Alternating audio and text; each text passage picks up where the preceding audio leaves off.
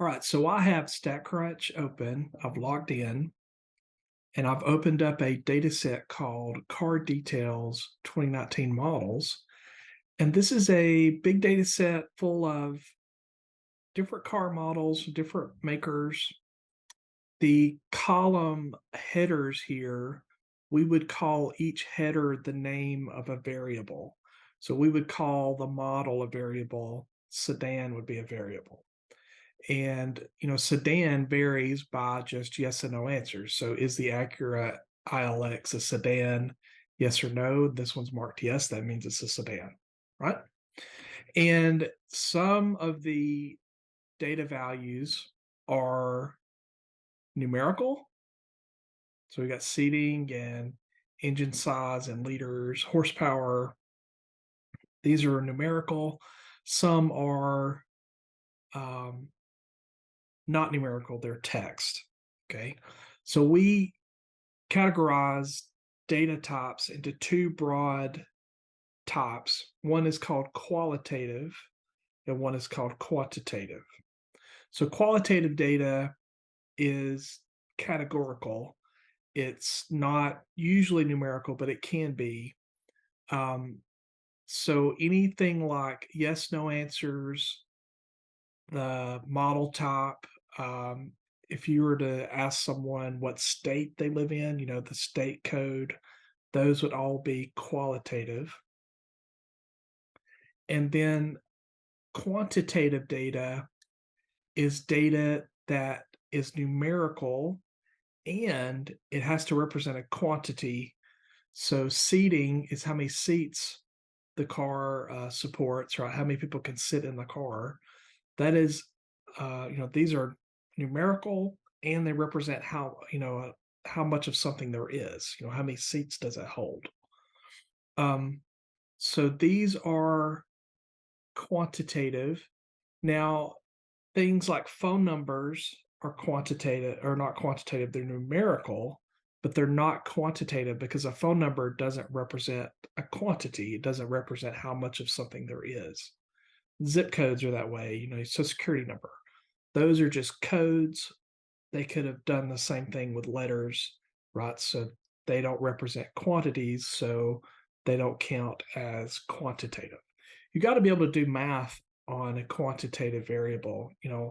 If I took the average, if I added all these seating numbers up and divided by how many there were, that would give me the average seating capacity of these car models.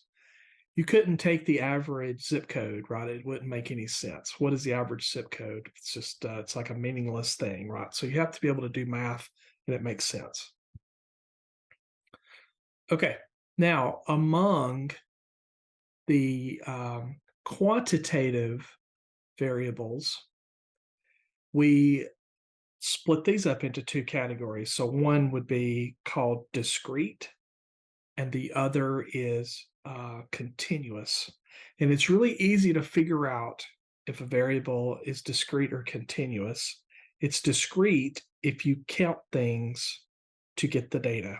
If you're counting like objects or things, then it is discrete. If you are measuring things and you have to measure to some level of accuracy, then that is continuous.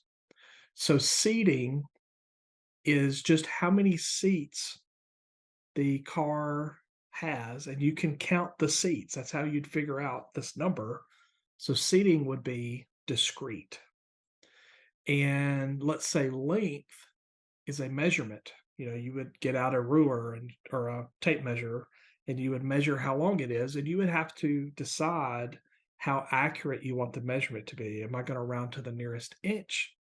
I could have rounded to the nearest tenth of an inch or thousandth of an inch, right? There's a lot, you can be as accurate as you want to be, but you still have to round that measurement. Anytime you take a measurement, it has to be rounded to some decimal place. Now, you can't measure to infinitely many decimal places. So you have to decide how many decimal places am I going to use. So length, width, height, all of these, pounds, volume, Miles per gallon is a continuous measurement. So all of these, and even horsepower and engine size, all of these are going to be continuous because they're measured. Okay. But seating is you just count how many seats there are. So that would be discrete data. All right. So two broad categories, qualitative and quantitative. And then underneath the quantitative variables, you can split those up into discrete and continuous. And you'll want to keep that in mind when you're doing different things with these data sets. Do I have discrete data? Do I have continuous data? Is it qualitative? Is it quantitative?